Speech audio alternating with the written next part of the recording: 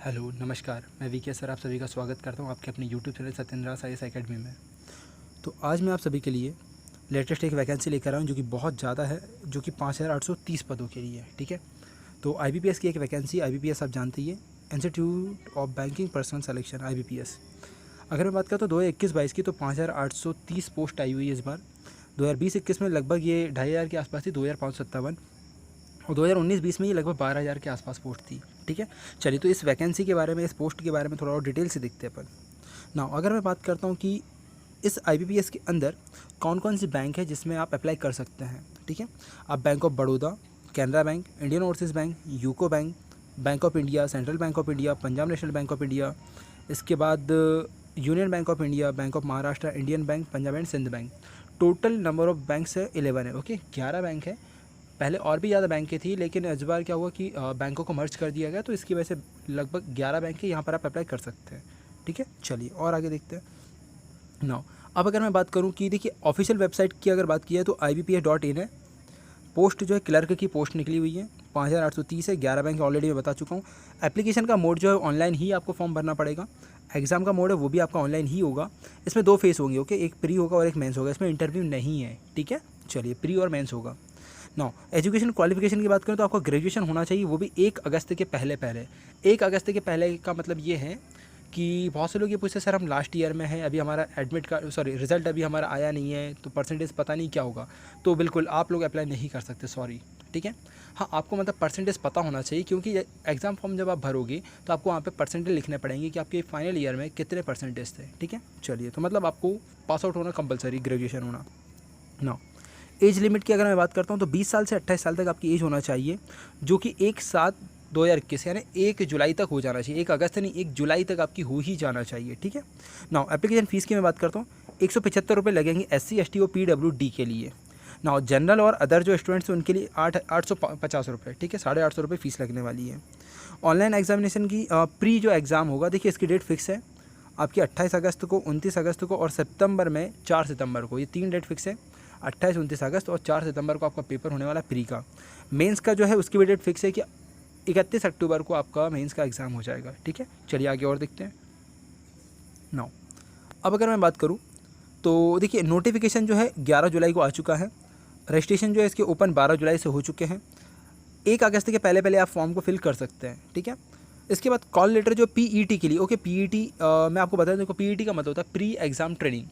मतलब IBPS क्या करता है कुछ स्टूडेंट्स के लिए, मतलब आप अगर अप्लाई कर देंगे कि आप ट्रेनिंग लेना चाहते हैं, तो आपको ट्रेनिंग दी जाती है कि इसका एग्ज़ाम का मोड किस तरह से आएगा। मतलब मैथ्स हुई, रीजनिंग हुई, इंग्लिश हुई, तो इनकी जो पोर्शंस है, ओके, तो उसके बारे में आपको आइडिया दे दिया जाएगा कि पेपर किस तरह से होता है, इसका मोड क्या होता है। तो इसकी ट्रेनिंग होती है। और तो इसका जो है जो कॉल लेटर वो भी आपको अगस्त में मिल जाएगा। इसकी जो ट्रेनिंग है वो 16 अगस्त के आसपास हो जाएगी। ओके, हाँ एक बात और कि इसमें ये कंडीशन रहती है कि अगर कोविड की जो कंडीशन चल रही है, अगर वो सब कुछ ठीक रही तो ये हो पाएगा, अदरवाइज हो सकता है पोस्टपोन हो जाए फिर ना हो। ठीक है, बट मे बी होना ज़रूरी है। ठीक है, चलिए देखते हैं। इसका जो कॉल लेटर है वो आपको अगस्त में मिल जाएगा। अगर मैं बात करूँ तो प्री का एग्ज़ाम कब होगा, तो वही अभी मैं बता चुका हूँ, 28 अगस्त को, 29 अगस्त को और 4 सितंबर को होगा। प्री का जो एग्ज़ाम का रिजल्ट है वो आपका सितंबर में आ जाएगा। मेंस का जो कॉल लेटर वो अक्टूबर में आ जाएगा। 31 अक्टूबर को आपका मेंस का एग्ज़ाम हो जाएगा और फाइनल जो डिक्लेरेशन जो है, मेरिट लिस्ट जो आएगी आपकी मेंस की, वो आपका 1 अप्रैल तक आ जाएगा। ठीक है, वो भी 2022 का। ठीक है, चलिए देखते ज़रा और आगे।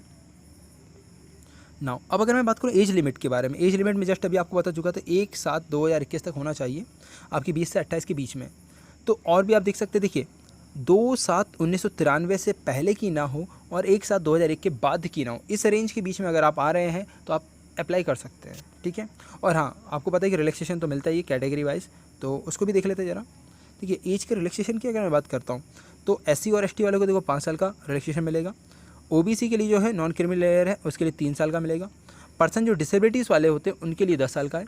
एक्स सर्विसमैन अगर है या फिर डिसेबल वाला एक्स सर्विसमैन है उनको 8 साल का दिया हुआ है, प्लस का 3 ईयर का ये दिया हुआ है। ठीक है, विडोस है या फिर डिवोर्स वाली कोई अगर वुमेंस अगर है तो इनके लिए अगर मैं बात करूँ तो 9 साल का आपको रिलैक्सेशन मिलेगा। पर्सन जो अफेक्टेड हुआ था 1984 रेट में, तो उनके लिए 5 साल का रिलैक्सेशन मिलने वाला है। इसके अलावा जो रेगुलर एम्प्लॉई है जो कि यूनियन कार्बाइड फैक्ट्री जो भोपाल के अंदर है, वहाँ के जो रेगुलर एम्प्लॉई है, ओके, उन्हीं के लिए 5 साल का आपको रिलैक्सेशन मिला हुआ है। ठीक है, चलिए और आगे देखते हैं। 9 एजुकेशन क्वालिफिकेशन की मैं बात कर रहा हूँ, जस्ट देखिए आपको ग्रेजुएशन होना जरूरी है, ठीक है ना। अब किसी भी उससे आप ग्रेजुएशन कंप्लीट हैं देखना, ओके। आप चाहो तो वीडियो को पुश करके और थोड़ा आप डिटेल दे सकते हैं, ओके। चलिए देखिए, कंप्यूटर की लिटरेसी होना जरूरी है, ओके। मतलब कंप्यूटर का आपको नॉलेज होना चाहिए। कंप्यूटर के नॉलेज के बाद में अगर बात करता हूँ तो आपको ऑपरेटिंग करना आना चाहिए, working knowledge of computer system, okay, mandatory है।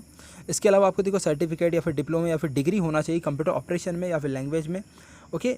और आपने यहाँ पे पढ़ा होना चाहिए कंप्यूटर या फिर इंफॉर्मेशन टेक्नोलॉजी एक कोई सब्जेक्ट के लिए हाई स्कूल में या फिर कॉलेज या फिर इंस्टीट्यूट के अंदर, ठीक है। ये सब चीज़ें हैं। और हाँ, एक बात और, आपको प्रोफिशिएंसी होना चाहिए ऑफिशियल लैंग्वेज में, ओके। जिस भी आप स्टेट से अप्लाई करते हैं, कि ये जो IBPS की वैकेंसी होती है स्टेट वाइज होती है, ओके। सपोज़ कीजिए आप MP से भर रहे हैं या फिर महाराष्ट्र से भर रहे हैं, ओके, गुजरात से भर रहे हैं, तो यहाँ की जो लोकल लैंग्वेज वो आपको नॉलेज होना चाहिए। तो ये आपको प्रोफिशिएंसी लैंग्वेज में होना चाहिए, ठीक है, जो भी वहाँ की लैंग्वेज है, ठीक है। और आगे देखते हैं नाउ।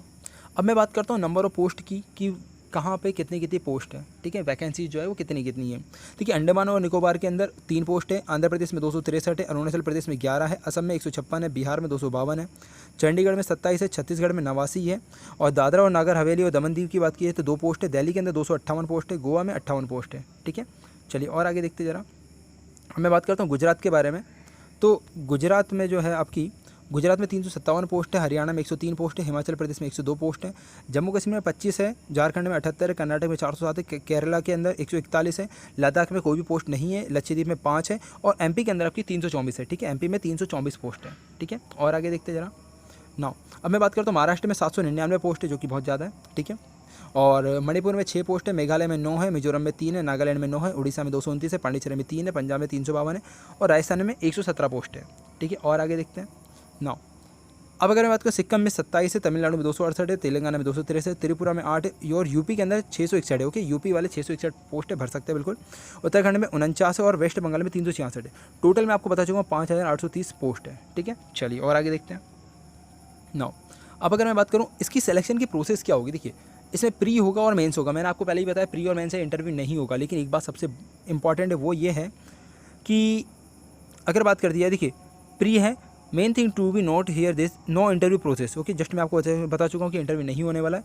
ये कि जो सिलेक्शन की जो candidate after the main exam 100% weightage जो होने वाला है वो आपका रिजल्ट मेन का होगा। जो मेंस आपका एग्जाम होगा उसी के आपके नंबर्स के ऊपर, उसी के मार्क्स के ऊपर ही आपका डिपेंड करेगा आपका सिलेक्शन का, ठीक है। मतलब प्री जो है जस्ट क्वालिफाइंग है, ओके। आपको क्वालिफाई करना है, बट उसकी जो नंबरिंग है मेरिट लिस्ट में आपको वो काउंट नहीं किया जाएगा, ठीक है। चलिए और देखते ज़रा नाउ। अब मैं बात करूँ तो प्री एग्ज़ाम के अंदर कि क्या क्या इसका मोड आएगा, ठीक है, पैटर्न क्या रहने वाला है। देखिए 3 सेक्शन रहेंगे आपके, एक इंग्लिश का, एक न्यूमेरिकल एबिलिटी का और एक रीजनिंग का, ठीक है। अगर मैं बात करूँ इंग्लिश में 30 क्वेश्चन आएंगे और 30 नंबर के रहेंगे, और देखिए 20 मिनट।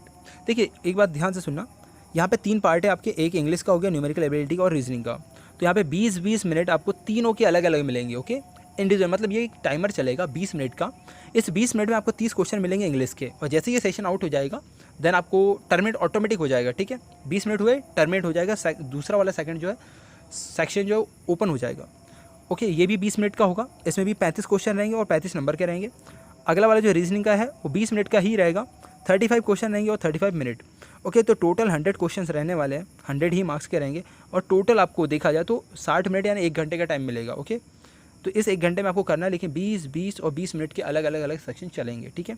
और हाँ एक बात और मैं बता दूँ, इसमें क्वालिफाई जो है आपको सेक्शन में भी होना पड़ेगा और ओवरऑल भी, मतलब रीजनिंग में भी पास होना, रीजनिंग में भी पास होना जरूरी है, मैथ्स में भी और इंग्लिश में, तीनों सेक्शन में अलग अलग पास होना भी जरूरी है, और ओवरऑल भी पास होना जरूरी है, ठीक है। चलिए और आगे देखते हैं हम नाउ। अब मैं बात करता हूँ मेंस के बारे में। देखिए मेंस में अगर बात करूँ तो रीजनिंग, देखो पहले क्या होता था कि रीजनिंग के और कंप्यूटर के दोनों के अलग अलग आते थे, ठीक है ना। पेपर में क्वेश्चन जो अलग अलग आते थे कि रीजनिंग के अलग आएंगे, कंप्यूटर के अलग। बट इस बार से क्या हो रहा है, रीजनिंग और कंप्यूटर दोनों को मिला के आ रहा है। तो 50 क्वेश्चन आपकी मैथ्स रीजनिंग और कंप्यूटर के रहेंगे, जो कि 60 नंबर्स के रहेंगे, और 45 मिनट में आपको उसको करना पड़ेगा। इसके बाद इंग्लिश लैंग्वेज की बात करता हूँ, 40 क्वेश्चन रहेंगे और 40 नंबर के, और 35 मिनट का टाइम है। क्वान्टिटी एप्टीट्यूड की बात कर रहा हूँ मैथ्स की, तो 50 क्वेश्चन रहेंगे, 50 ही नंबर के रहेंगे और 45 मिनट में करने पड़ेंगे। जनरल या फाइनल अवेयरनेस की बात करता हूँ, 50 क्वेश्चन है, 50 मार्क्स है और 35 मिनट में करने पड़ेंगे, ठीक है। तो ओवरऑल 190 क्वेश्चन है, जो कि 200 नंबर के रहेंगे, ओके। आपको 160 मिनट के अंदर अंदर करना पड़ेगा, ठीक है। 160 मिनट का टाइम मिलेगा, ठीक है। चलिए और आगे देखते हैं अपन नाउ, ओके। पेनल्टी की अगर मैं बात करूँ, ओके, माइनस मार्किंग जो होता है, इसकी जो माइनस मार्किंग 1/4 है, ठीक है ना। ये दिया हुआ देखो 1/4 यानी 0.25, ओके। मतलब आप अगर 4 क्वेश्चन अगर आपके गलत अगर हो गए तो एक जो सही वाला है वो भी आपका कैंसिल हो जाएगा, ठीक है। तो इस तरह से है, ठीक है। चलिए और आगे देखते ज़रा।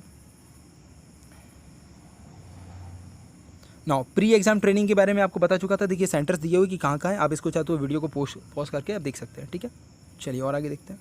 नाउ इसकी सैलरी की अगर मैं बात करूँ, देखिए 11,765 रुपये इसकी सैलरी रहती है, और यहाँ से लेकर रेंज है इसकी 42,020 रुपये तक, ठीक है ना। मतलब 11,000 से लेकर आपकी 42,000 के बीच में आपकी एक रेंज है, ओके। इसके अंदर क्या होता है कि बेसिक सैलरी जो है आपकी 11,765 है, लेकिन इसके अलावा आपको देखो जो डी होता है, DNS allowance, okay, house rent जो होता है वो भी मिलेगा, मेडिकल का जो है वो भी मिलेगा, ट्रांसपोर्ट का है वो भी मिलेगा, ठीक है। तो अगर मान लीजिए कि आपकी इन हैंड की अगर बात करें तो लगभग आपको 19,000 के आसपास आपको सैलरी मिलती है, ठीक है। चलिए और आगे देखते हैं, वो भी स्टार्टिंग है, जस्ट इनिशियली। नाउ देखिए अगर सैलरी की और भी डिटेल अगर आपको देखनी है कि क्या क्या रहने वाले, बिल्कुल आप देख सकते हैं। बेसिक पे स्केल देखो 11,000 के आसपास है लगभग, ओके। डीए की बात करता हूँ लगभग 5,000 के आसपास है। स्पेशल अलाउंस जो है लगभग 900 रुपये के आसपास है। ट्रांसपोर्ट जो है वो लगभग 450 के आसपास है। सीसीए कुछ भी नहीं मिलेगा आपको, ओके। हाँ, हाउस रेंट है आपका लगभग 1100 रुपये के समथिंग है। टोटल जो है अगर मैं हाउस रेंट के अलावा बात करता हूँ तो 18,000 आपको 413 की सैलरी बनेगी, लेकिन अगर हाउस रेंट के साथ अगर बोलेंगे तो लगभग 19,589 रुपये आपकी सैलरी बनने वाली है, ठीक है। ये आपकी एक सैलरी है, ठीक है। चलिए ओके, अगर आप रोल अगर देखना चाहते हैं कि आपका क्या क्या रोल है, आपको वर्क क्या क्या रहेगा, वर्किंग प्रोफाइल भी तो पता होना चाहिए कि सर आईबीपीएस क्लर्क जो है वो काम क्या क्या करता है, किस तरह से करता है, वो भी तो आइडिया हो, ताकि थोड़ा और इंटरेस्ट आपको जागे। देखिए आपको बात सुनता, मैं पहले पॉइंट की बात करता हूँ, तो वेरिफिकेशन करना पड़ता है वेरियस डॉक्यूमेंट्स का, प्रूफ्स का सबमिटेड बाद कर। देखो कस्टमर लोग जितने भी आपको डॉक्यूमेंट सबमिट करेंगे उसके आपको वेरिफिकेशन करना पड़ेगा क्या है, सही है गलत है, ठीक है। उसके बाद आप रिस्पॉन्सिबल रहते हैं बैंक के केस के लिए और इंपॉर्टेंट जो भी डॉक्यूमेंट्स है या फिर वहाँ की जो कीस है उसके बारे में, ओके। लॉकर है उसकी जो कीस है या फिर समथिंग इसके बारे में, ओके। सैंक्शन करना पड़ता है आपको विड्रॉल, ओके, कस्टमर के लिए। इसके बाद मेंटेन करना पड़ता है वेरियस डॉक्यूमेंट्स, ओके। डॉक्यूमेंट जो भी बैंक के या फिर बैलेंस शीट है या फिर लेजर, इसको भी मेंटेन आपको करना पड़ेगा। रिजॉल्व करना पड़ेगा जो भी इशूज आएंगे आपके कस्टमर को, जो भी इशू रहेंगे उसको सॉल्व करना पड़ेगा, रिजॉल्व करना पड़ेगा, ओके। आपको डीडी को इशू करना पड़ेगा, बैंक का जो अकाउंट है कस्टमर का ओपन करना पड़ेगा, केस का रिसिप्ट है, और ये से भी बहुत सारे काम है आपको, ठीक है। उसके बाद प्रोवाइड करना पड़ेगा आपको इन्फॉर्मेशन, लेटेस्ट कौन कौन सी स्कीम आ रही है या फिर गवर्नमेंट ने कौन कौन सी पॉलिसीज लेकर आई है, ठीक है, वो भी आपको बताना पड़ेगा। इसके अलावा आपको गाइडलाइंस देनी पड़ेगी, गाइडेंस करना पड़ेगा आपको कस्टमर को कि कोई भी बैंकिंग एक्टिविटीज़ के बारे में अगर उसको कुछ भी प्रॉब्लम अगर आती है, ओके। अटेंडेंस एंट्री करना पड़ेगा आपको, ट्रेजरी वर्क आपको देखना पड़ेगा, अपडेट करना पड़ेगा पासबुक जो भी अकाउंट होल्डर का वो। इसके बाद में आपको जो भी कस्टमर्स की क्यूरी रहेगी उसको रिजॉल्व करना पड़ेगा, और भी बहुत सारे मिसलेनियस टास्क आपके रहेंगे, ठीक है। तो मैं मान सकता हूँ कि आपको प्रोफाइल आपको समझ में आ गई होगी कि वर्किंग प्रोफाइल क्या है, ठीक है। तो आई होप जितनी भी चीज़ें मैंने आपको बताई सब आपको समझ में आ गई। हाँ, एक मेजर बात जो आपकी एक बच गई है वो है पिछली बार का कट ऑफ, ठीक है, कि सर पिछली बार का कट ऑफ कितना गया, स्टेट वाइज कितना गया, और देन कैटेगरी वाइज कितना गया। अगर आप लोग जानना चाहते हैं कि सर आप प्लीज़ एक बार हमें कट ऑफ और बता दीजिए, ठीक है ना, कि कहाँ कहाँ से गए, ताकि आप लोग फॉर्म को ईजिली आप भर सके, ठीक है। तो आप लोग मुझे कमेंट में नीचे बता देना, मैं ईजिली आपको बता दूंगा। उसके लिए एक नया वीडियो मैं आपको बना दूंगा, अगर आप लोग अगर कमेंट अगर करते हैं कि सर आप बता दीजिए कट ऑफ के बारे में, बिल्कुल आपको डिटेल मिल जाएगी, ठीक है। तो मैं मान सकता हूँ कि मैंने जो भी चीज़ बताई आपको समझ में आ गई होगी। और तो प्लीज़ अगर आप लोग पहली बार अगर आए हुए तो प्लीज़ चैनल को सब्सक्राइब जरूर कीजिए, बेल आइकन को दबा दीजिए, और वीडियो को लाइक शेयर एंड सब्सक्राइब करना ना भूलिए, okay. Thank you so much.